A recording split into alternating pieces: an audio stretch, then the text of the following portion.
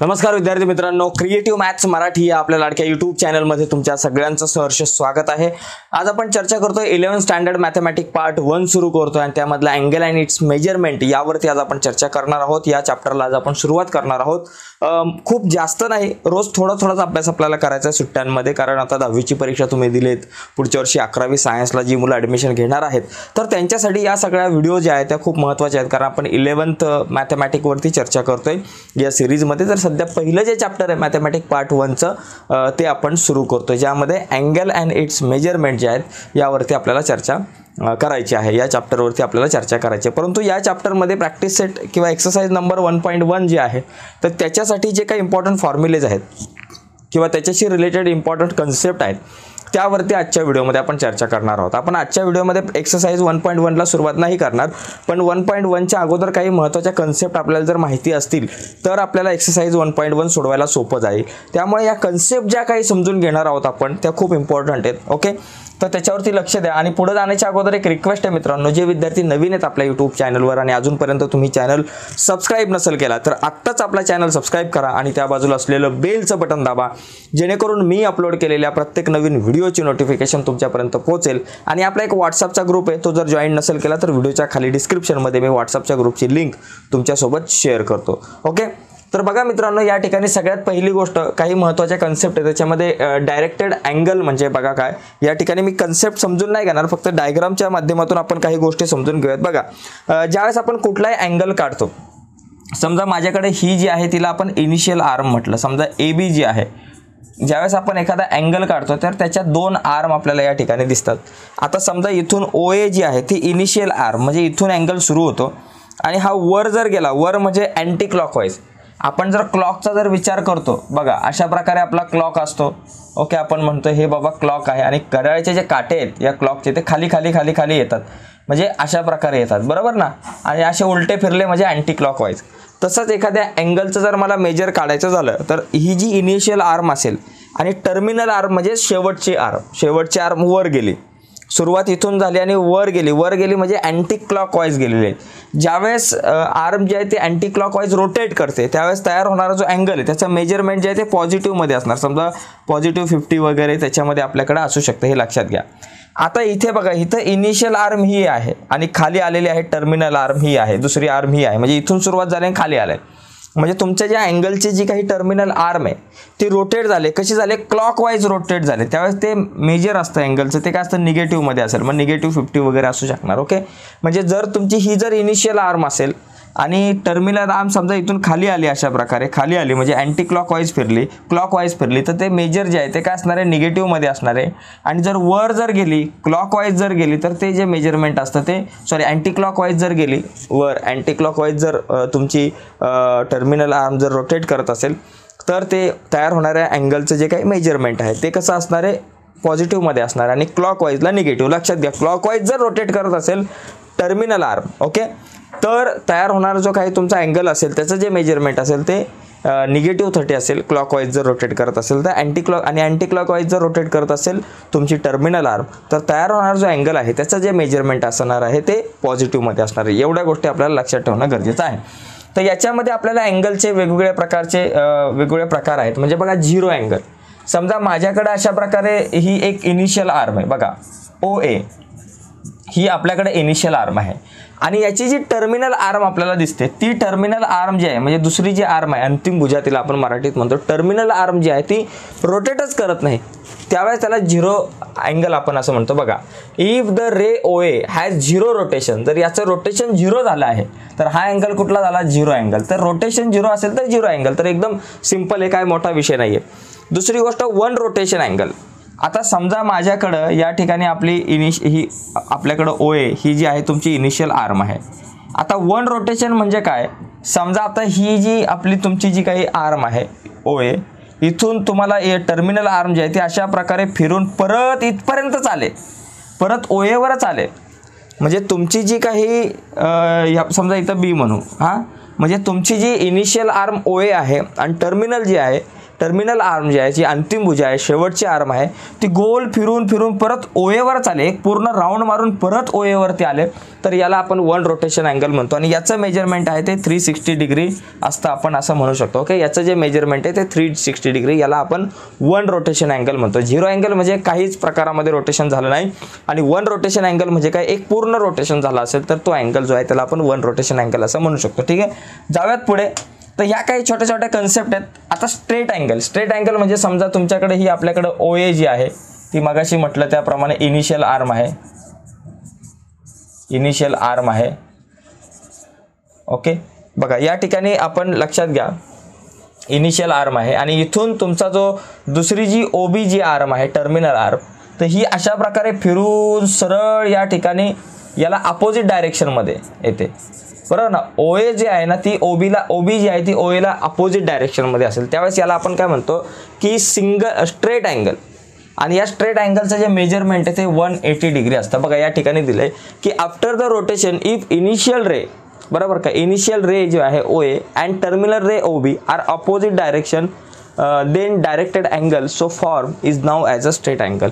म्हणजे जी तुमची इनिशियल रे आहे किंवा इनिशियल आर्म जी आहे ती इनिशियल रे आणि तुमचा जो टर्मिनल रे जे आहे ते एकमेकांच्या अपोजिट डायरेक्शनमध्ये अशा प्रकारे असेल, त्यावेळेस याला स्ट्रेट अँगल म्हणणार. आणि स्ट्रेट अँगलचं जे काही मेजरमेंट आहे ते आपल्याकडे किती असणार आहे या ठिकाणी 180 डिग्री असणार आहे. तर छोटे एकदम जवळपास तुम्ही 8, 9, 10 स्टँडर्डच्या ह्या कन्सेप्ट आहेत, पण महत्त्वाचे आहेत. पुढे बघा राईट अँगल.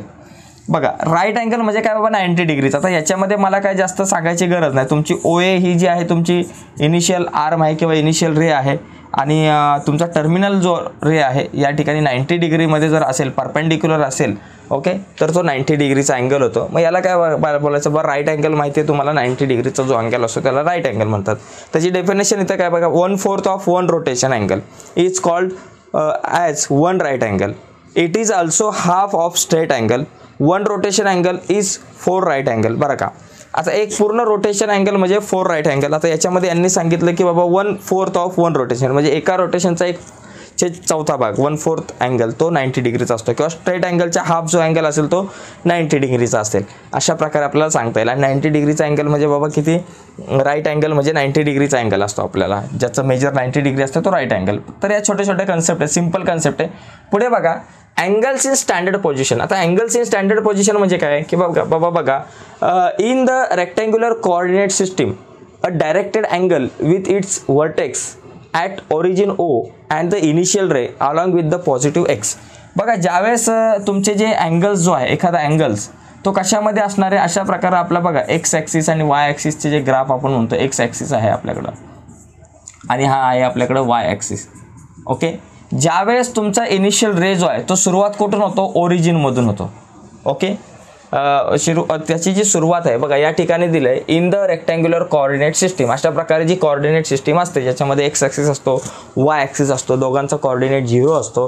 आणि याच्यामध्ये बघा काय सांगितलं की directed angle with its vertex at origin. जो डायरेक्टेड अँगल जो तयार होतो तो कुठून तयार होतो, वर्टेक्सपासून तयार होतो. ओके, वर्टेक्सपासून तयार होतो. आणि त्याची जी इनिशियल रे जी आहे ती कुठून असते बाबा, इथून तयार होते. ओके, OA जी आहे इनिशियल रे जी आहे ती कशावरती असते, पॉझिटिव्ह एक्स ॲक्सिसवरती असते, लक्षात घ्या. म्हणजे अशा प्रकारे ग्राफमध्ये आपण म्हणतो ना एक्स ॲक्सिस आणि वाय ॲक्सिस याच्यामध्ये ज्यावेळेस एखादा अँगल तयार होतो आणि ज्याची इनिशियल रे जी आहे ती इथून होते, इनिशियल रे जी आहे किंवा इनिशियल आर्म जी आहे ती इथून तयार होते. इनिशियल रे समजा आपल्याकडे हा असणार आहे आणि इथून तयार होणारा कुठलाही अँगल असेल तो इथून अशा प्रकारे इकडे जाईल अँगल, किंवा इथून अजून थोडासा पुढं जाईल अँगल अशा प्रकारे, किंवा OAB असेल, OAD असेल, अशा प्रकारचे जे अँगल या ठिकाणी तयार होणार आहे तर त्याला आपण म्हणू शकतो अँगल इन स्टँडर्ड पोझिशन. पण त्याची जी इनिशियल रे जी आहे, इनिशियल आर्म जी आहे ती कुठली पाहिजे, OA पाहिजे आणि ती एक्स ॲक्सिसवरती पाहिजे, पॉझिटिव्ह एक्स ॲक्सिसवरती पाहिजे आणि सुरुवात ओरिजिनपासून असला पाहिजे त्याचा. ओके, तर अशा प्रकारचे जे काही अँगल येतील अशा प्रकारच्या या ग्राफमध्ये तर त्याला आपण काय म्हणतो, angle in standard position. Okay, आता अँगल इन क्वाड्रंट. आता याच्यामध्ये पण 2 गोष्टी आहेत. ज्यावेळेस तुमचा अँगल कुठल्याही एखाद्या क्वाड्रंटमध्ये येतो तर त्याला आपण अँगल इन क्वाड्रंट म्हणतो. अशा प्रकारे एक्स ॲक्सिस आणि वाय ॲक्सिस आपल्याकडे आला, हा एक्स ॲक्सिस आहे, हा वाय ॲक्सिस आहे. समजा मी OA म्हटलं, ही तुमची इनिशियल आर्म झाली. आता इथून बघा एक अँगल अशा प्रकारे तयार झाला, हा अँगल फर्स्ट क्वाड्रंटमध्ये OAB, याला म्हणणार अँगल इन क्वाड्रंट. ओके, दुसरा एखादा अँगल इथून आपल्याकडे असा आला, हा सेकंड क्वाड्रंटमध्ये आला, AOC सेकंड क्वाड्रंटमध्ये आला, किंवा एखादा जो अँगल येतो तुमचा थर्ड क्वाड्रंटमध्ये येईल, किंवा कुठल्याही क्वाड्रंटमध्ये तुमचा एखादा अँगल इथून असा आला थर्ड क्वाड्रंटमध्ये येईल, कुठल्याही क्वाड्रंटमध्ये तुमचा अँगल येईल, त्याला आपण म्हणतो की अँगल्स इन क्वाड्रंट. ओके, ज्यावेळेस तुमचा जो अँगल आहे कुठल्याही क्वाड्रंटमध्ये येतो त्याला आपण अँगल्स इन क्वाड्रंट म्हणतो. एवढा काय जास्त काय मोठी गोष्ट नाही आहे लक्षात ठेवण्यासाठी, एकदम सिम्पल कन्सेप्ट आहे. ओके, आता थोडं पुढे जाऊयात, आपण पुढची कन्सेप्ट समजून घेऊयात. बघा क्वाड्रंटल अँगल. आता क्वाड्रंटल अँगल म्हणजे एकदम सोपं आहे. त्यावेळेस तुमचे अँगल जे आहे ते क्वाड्रंटमध्ये येत नाही बरं का. अँगल जे आहे ते कसे असतात बघा, समजा अशा प्रकारे आपल्याकडे एक्स ॲक्सिस आहे आणि हा वाय ॲक्सिस आहे. ज्या वेळेस तुमचे अँगल बरं का, इथून आपल्याकडे समजा ही ओ आहे आणि ए आहे. ओके, OA ही आपली इनिशियल आर्म आहे. ओके, इनिशियल रे आहे. आणि इथून तुमचा समजा एखादा जो अँगल आहे, समजा इथून असा प्रकारे ह्या ॲक्सिसवरती येतो, वाय ॲक्सिसवरती येतो बरं का. हा अँगल B वाय ॲक्सिसवर आला तर याला आपण क्वाड्रंटल अँगल म्हणतो. बघा इथं दिले a directed angle in a standard position whose terminal ray, म्हणजे टर्मिनल रे जी आहे त्याची ती कुठं असणार आहे, lies along X axis or Y axis is called as a quadrantal angle. ज्यावेळेस त्याची टर्मिनल रे असणार आहे, ही तुमची इनिशियल रे आणि ही टर्मिनल रे. बघा ही काय बाबा वाय ॲक्सिसवरती, इथून अशी आली दुसरी, हा जो अँगल आहे याची टर्मिनल रे कुठं आली, एक्स ॲक्सिसवरती आली. तिसरा समजा जर का मी अँगल काढला इथं समजा D, AO आणि D, तर याची टर्मिनल आर्म कुठं आली, वाय ॲक्सिसवरती आली. ज्यावेळेस तुमची टर्मिनल आर एखाद्या ॲक्सिसवरती येते, टर्मिनल आर्म ॲक्सिसवरती येते, त्यावेळेस त्याला आपण काय म्हणतो, क्वाड्रंटल अँगल. ओके, आणि ज्यावेळेस टर्मिनल आर्म जे आहे अशा प्रकारे क्वाड्रंटमध्ये येतं त्याला आपण काय म्हणतो, त्याला अँगल्स इन क्वाड्रंट म्हणतो. ओके, तर या गोष्टी समजून घेतल्या पाहिजे. बघा दोन कन्सेप्ट आहेत वेगवेगळ्या. इथं आपण समजून घेतलं की अँगल इन क्वाड्रंटमध्ये काय, ज्यावेळेस तुमचा अँगल कशामध्ये येणार आहे, तीन गोष्टी बघा. अँगल इन स्टँडर्ड पोझिशन, ज्यावेळेस ते एक्स ॲक्सिस आणि वाय ॲक्सिस असलेल्या फ्रेममध्ये ज्यावेळेस तुमचे ते अँगल्स येतील, ओके, ज्याची इनिशियल रे जी आहे ती सुरुवात कुठून होते, पॉझिटिव्ह एक्स ॲक्सिसपासून होते. ओके, त्यावेळेस त्याला म्हणतो आपण angle in standard position. Okay, आणि ज्यावेळेस त्याच्यामध्ये पण अँगल इन क्वाड्रंटमध्ये काय, एखाद्या अँगलची टर्मिनल आर्म जी आहे ती कुठल्याही क्वाड्रंटमध्ये येतील, first quadrant, second, third, fourth, त्यावेळेस आपण त्याला म्हणतो अँगल इन क्वाड्रंट. आणि क्वाड्रंटल अँगल म्हणजे काय, ज्याची टर्मिनल रे जी आहे किंवा टर्मिनल आर्म जे आहे ती कशामध्ये येणार आहे, तुमच्या एक्स ॲक्सिसवरती येईल किंवा वाय ॲक्सिसवरती येईल, त्यावेळेला आपण म्हणू शकतो की क्वाड्रंटल अँगल. आता को टर्मिनल अँगल म्हणजे बघा या ठिकाणी लक्षात घ्या, एखादा अँगल आपण जर काढला अशा प्रकारे एक्स ॲक्सिस आणि वाय ॲक्सिस आपल्याकडे आहे, म्हणजे एकाच टर्मवरती येणारा अँगल. आता समजा इथून जर का मी हा समजा आपल्याकडं OA आहे इथे बरं का, या ठिकाणी समजा इथून आपल्याकडं हा OA बरं, OA हा एक अँगल मी काढला या ठिकाणी. आता इथून जर का माझी ही इनिशियल रे झाली, ओके, टर्म गोल राऊंड मारून परत अँगल माझा इथंच आला, तर याला को टर्मिनल म्हणजे एकाच टर्मवरती येतो. त्याची जी बघा इथं दिले director angle of different amount of rotation having the same position of initial ray.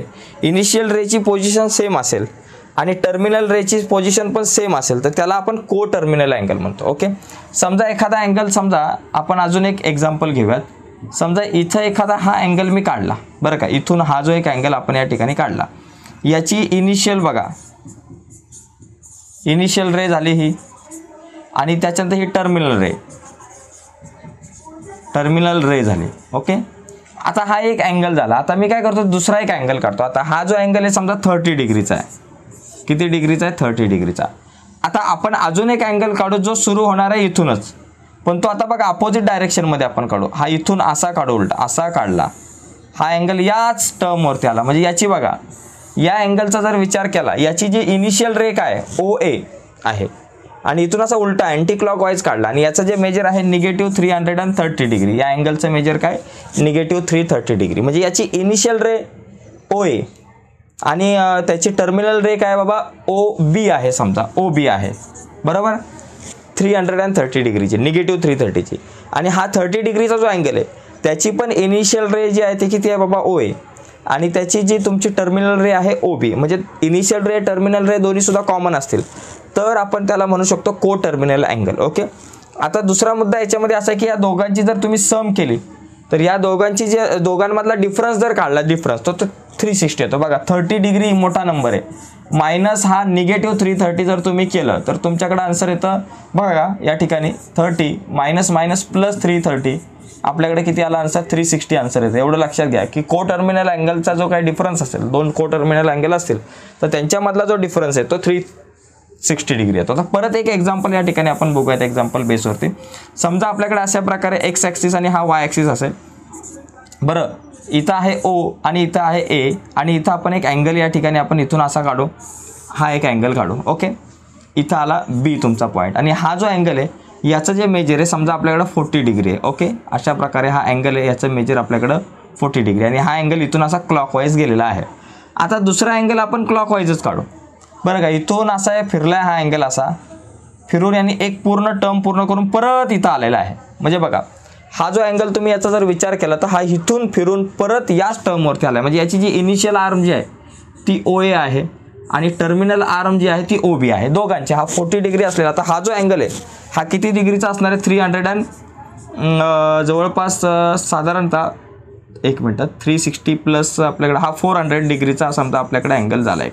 Okay, 400 डिग्रीचा एक अँगल आपल्याकडं तयार झालेला आहे. म्हणजे पूर्ण राऊंड मारून हा 400 डिग्रीचा एक अँगल तयार झाला. म्हणजे डबल परत म्हणजे इथून असा निघालेला आहे आणि यांनी पूर्ण एक रोटेशन घेतलेलं आहे या ठिकाणी. इथून एक रोटेशन कंप्लीट करून परत ओ बीवरच त्याची टर्मिनल आर्म जी आहे ती आलेली आहे. म्हणजे याची इनिशियल आर्म ओ ए आहे आणि टर्मिनल आर्म पण ओ बी आहे. 40 आणि 400 डिग्री या दोन अँगलची. तर यांना आपण म्हणू शकतो को टर्मिनल.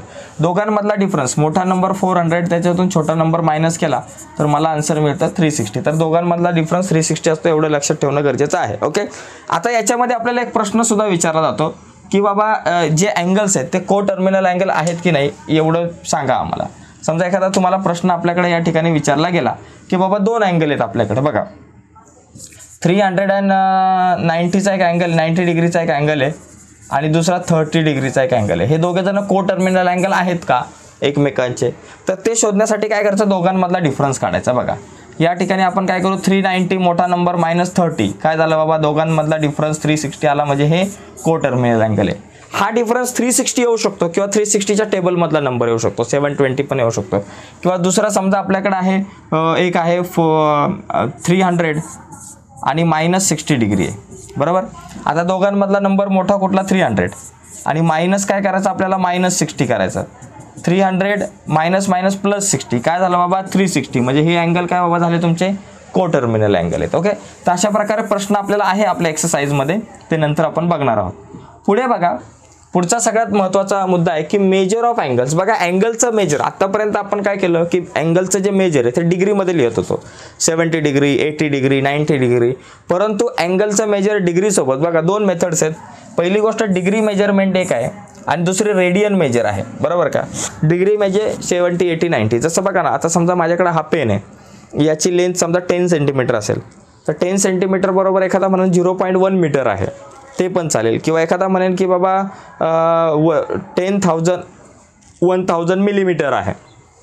म्हणजे याची लेंथ तुम्ही फूटमध्ये इंचमध्ये मिलीमीटरमध्ये खूप वेगवेगळ्या प्रकारे याची लेंथ मोजू शकता.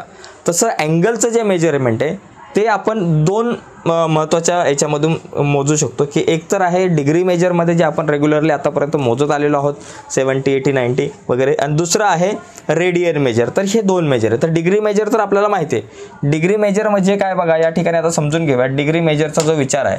बघा, या ठिकाणी मेजर डिग्री मेजर बघा, मेजर ऑफ अँगल. पहिली गोष्ट डिग्री मेजर आपण बघूयात. आता डिग्री मेजर म्हणजे काय, समजा माझ्याकडे एक पूर्ण प्रकारे अशा प्रकारे एक सर्कल आहे, रोटेशन आहे. आता 1 डिग्री म्हणजे काय, इथं दिलं आहे की in this system the unit of measurement of angle is a degree. 1 rotation angle is divided into 360 equal part. The measure of each part is called as a degree. आता उदाहरणार्थ 1 रोटेशन म्हणजे 1 rotation angle म्हणजे समजा इथून ह्या अँगलचं पूर्ण एक rotation ज्यावेळेस कंप्लीट होतो त्यावेळेस तो 360 डिग्रीचा अँगल आपण म्हणतो. मग त्या एका रोटेशनचे म्हणजे समजा हा सर्कल आहे तर या सर्कलचे जवळपास किती 360 इक्वल पार्ट जर आपण केले, इक्वल पार्ट करायचे अशा प्रकारे 360 इक्वल पार्ट जर केले तर त्याच्यातला जो एक पार्ट आहे त्याला आपण 1 डिग्री म्हणणार. म्हणजे 1 डिग्री म्हणजे काय बाबा, जवळपास 1/360 पार्ट आपण त्याला 360th पार्ट जो आहे ऑफ 1 रोटेशन आपण ते म्हणू शकतो की ओके. तर त्याला आपण म्हणतो 1 डिग्री. बघा इथं दिलेलं आहे part of 1 complete rotation is called 1 degree and it's donated bye 1 degree अशा प्रकारे आपण दाखवतो. ओके, हे आपल्याला माहिती आहे. दुसरी गोष्ट आपल्याला बघा या ठिकाणी मिनिट, इथं 1च्या डोक्यावरती एक पॉईंट आहे मिनिट. मिनिट म्हणजे काय बाबा की 1 डिग्री जो आहे 1 डिग्रीचा जवळपास किती 160th पार्ट. म्हणजे त्या 1 डिग्रीचे जर 60 पार्ट केले तर 1/16 पार्ट 1 डिग्रीचे जर 60 भाग केले तर आपल्याला त्याच्यातला जो एक पार्ट असेल त्याला आपण 1 मिनिट म्हणू शकतो. बघा या ठिकाणी लिहिलंय की 1/16 part of 1 degree is called as a 1 minute. आणि 1 मिनिट नंतर 1 सेकंड. आता 1 सेकंड म्हणजे काय बाबा 1 सेकंड म्हणजे काय की बाबा एका मिनिटाचे जर आपण 60 भाग केले आपण बघा 1/16 part of 1 minute is called 1 second and it's donated bye 1 second. अशा प्रकारे 2 या ठिकाणी हे असणार लाईन असणार आहे बघा.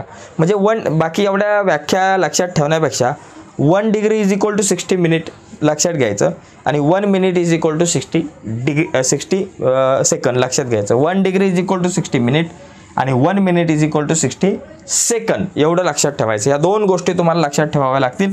याचा वाटलंच तर स्क्रीनशॉट मारून घ्या, खूप इम्पॉर्टंट पार्ट आहे. आता आपण काय करू पुढे जाऊयात, एखादं एक्झाम्पल बघूयात प्रत्यक्षात या कन्सेप्टवर आधारित एखादं एक्झाम्पल. आता उदाहरणार्थ बघा express the following angle in degree minutes and second.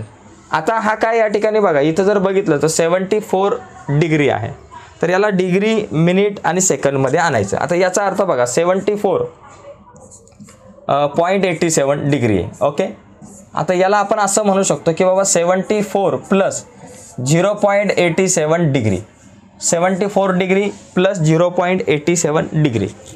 आता या ठिकाणी आपल्याला काय करायचं आहे हा जो या ठिकाणी आपल्याला डिग्रीचा जो दिलेला आहे याला आपण मिनिटमध्ये आणू. बघा 74 डिग्री प्लस 0.87 बघा आपल्याला माहिती आहे की 1 डिग्री इज इक्वल टू काय बाबा आपल्याकडे 60 मिनिट असतं. 1 degree is equal to 60 minute. मग याला काय करू आपण 60ने जर मल्टिप्लाय केलं आपण तर आपल्याला काय मिळतं मिनिट मिळतं. म्हणजे 1 degree is equal to 60 minute. मग 0.87 डिग्री म्हणजे किती मिनिट याला 60ने मल्टिप्लाय करायचं तेवढं मिनिट. मग आता काय होईल बाबा 74 डिग्री आणि प्लस समजा आता 0.87 इंटू 60 करू. चला एक 0 तर घेतला 6 7 जा 42चे 4 इथं आले 42चे 2 वर आले 4. ओके त्याच्यानंतर 8 6 जा आपल्याकडं 48 आणि 4 किती झाले 52 झाले. परत एकदा बघा 6 सकून 42 आजच्याला आले 4 इथं लिहिले 2 6 8 48 49 51 52 48 6 8 48 आणि 4 52 52. आता इथे एक काम करू 1 2 2 पॉईंट पलीकडे घेऊ 52.20 झाले म्हणजे 52.20 या ठिकाणी आपल्याकडे मिनिट झाले. म्हणजे आता काय झालं बाबा बघा 74 डिग्री त्याच्यानंतर 52 मिनिट.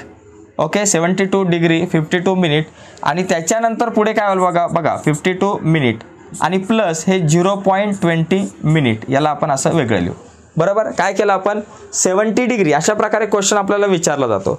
74 डिग्री 52 मिनिट बरं का 52 मिनिट प्लस 0.20 मिनिट असं याला आपण डिवाइड करू शकतो.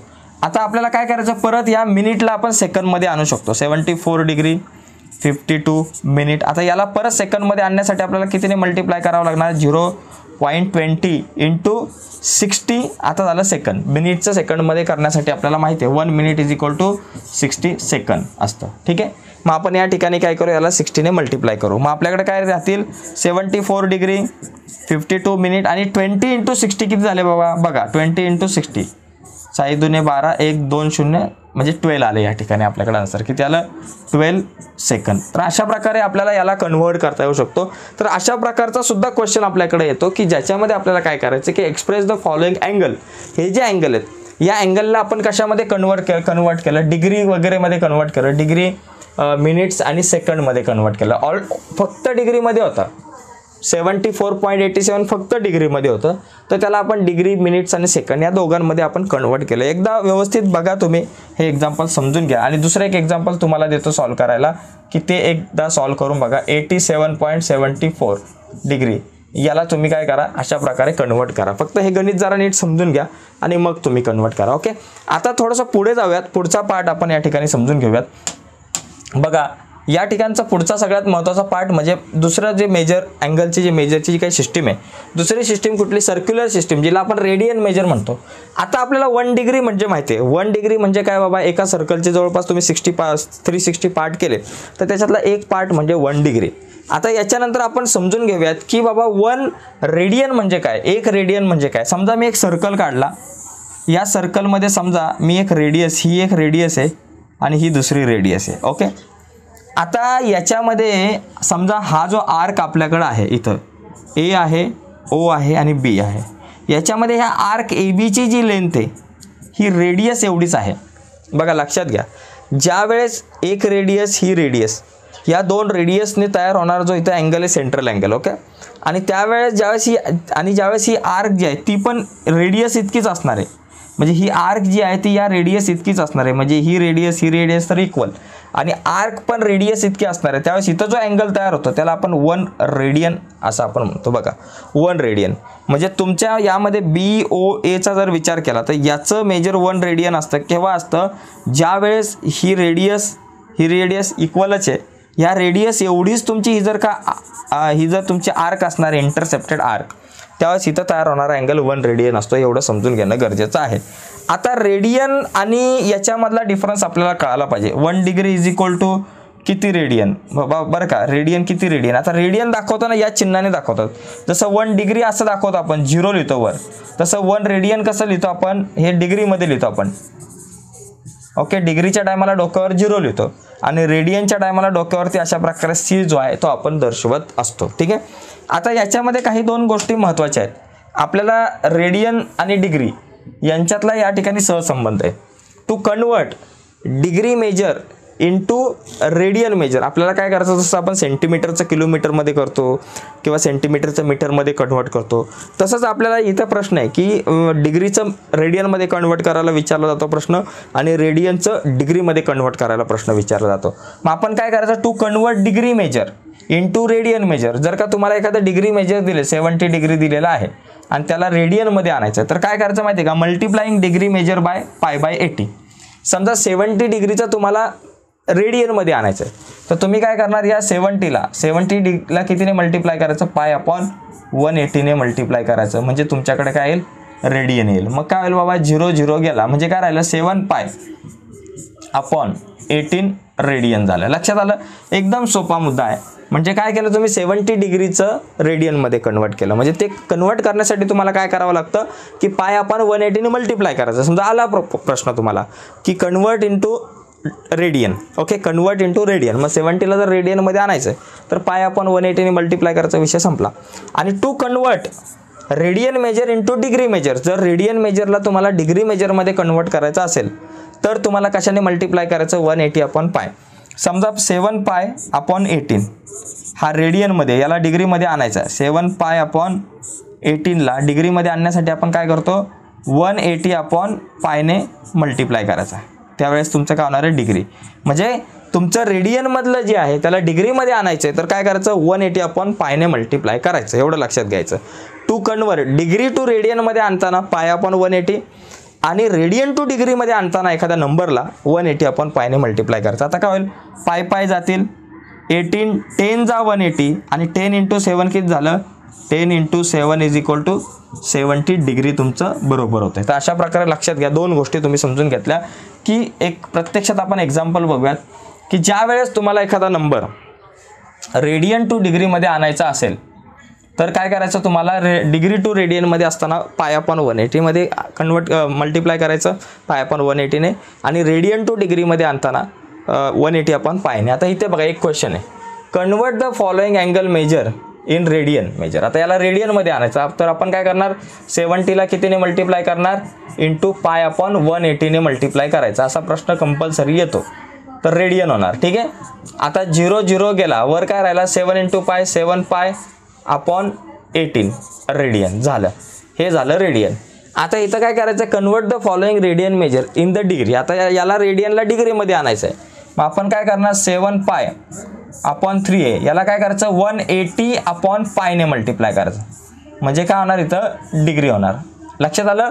रेडियन टू डिग्री करताना 180/πने मल्टिप्लाय करायचं आणि डिग्री टू रेडियन करताना π/180. एवढाच विषय. आता याच्यामध्ये कॅन्सल काय काय होईल बघा, π कॅन्सल होईल, 3 1 जा 3 3 6 जा म्हणून इथं आलं 60. मग आता या ठिकाणी आपला आन्सर काय होईल बाबा, 7 × 60 इथं झालं डिग्री. 7 चौकून 42 म्हणजे 420 या ठिकाणी आपल्याकडं डिग्री झालेला आहे. तर अशा प्रकारे हा क्वेश्चन आहे, याचा स्क्रीनशॉट मारून घ्या, खूप इम्पॉर्टंट मुद्दा आहे. ठीक आहे. तर आता या ठिकाणी थोडंसं बघा, अशा प्रकारे आपण या सगळ्या कन्सेप्ट बघितलेल्या आहेत, या सगळ्या कन्सेप्ट. आता बघा या ठिकाणी पुढे जर आपण बघितलं तर पुढे आपल्याला हा जो प्रॅक्टिस सेट आहे तो बघायचा. बघा या प्रॅक्टिस सेटमध्ये क्वेश्चन नंबर 1A मध्ये आपल्याला काय दिले, को टर्मिनल अँगल कुठले आहेत ते ओळखायचे. आपण बघितली कन्सेप्ट. म्हणजे उद्या काय बघायचं बघा, आता इथून पुढचे जे काही क्वेश्चन्स आहेत ते आपण उद्याच्या आपल्या व्हिडिओमध्ये बघणार आहोत. उद्या काय काय शिकायचं आपल्याला, यापैकी कुठला अँगल को टर्मिनल अँगल आहे ते आपल्याला बघायचं. दोघांमधला डिफरन्स 360 असेल तर ते को टर्मिनल असेल, हे आपल्याला उद्या बघायचं आहे. त्याचबरोबर उद्या आपल्याला काय बघायचं या ठिकाणी, draw the angle of measure. बघा हे जे काही अँगल आहेत, बघा इथं सांगितलं आहे draw the angle of the following measure and determine their quadrant. फक्त हे अँगल आपल्याला काय करायचे आहेत त्या ग्राफवरती आपल्याला दाखवायचे आहेत. ओके. आणि त्याच्यानंतर पुढचा बघा या ठिकाणी मुद्दा आपल्याकडे काय, convert the following angle into radian. यांना रेडियनमध्ये कन्वर्ट करायचं. मग यांना रेडियनमध्ये कन्वर्ट करण्यासाठी काय करणार आपण, π/180 ने मल्टिप्लाय करणार, ते आपण बघितलंय. त्याच्यानंतर आपण काय करू, हा क्वेश्चन बघू. इथं काय करायचं, convert the following angles in degree. या अँगल्सला डिग्रीमध्ये कन्वर्ट करायचं आपल्याला, तर ते आपण या ठिकाणी बघूया. तर इथूनचे काही पुढचे जे काही क्वेश्चन्स आहेत प्रॅक्टिस सेटमधले किंवा एक्सरसाइजमधले, तर ते आपण उद्याच्या व्हिडिओमध्ये त्यावरती चर्चा करू, उद्याच्या लेक्चर्समध्ये. तर आजच्या व्हिडिओमध्ये किंवा आजच्या लेक्चरमध्ये इथंच थांबूयात मित्रांनो. नक्कीच व्हिडिओ आवडले असेल तर व्हिडिओला लाईक करा.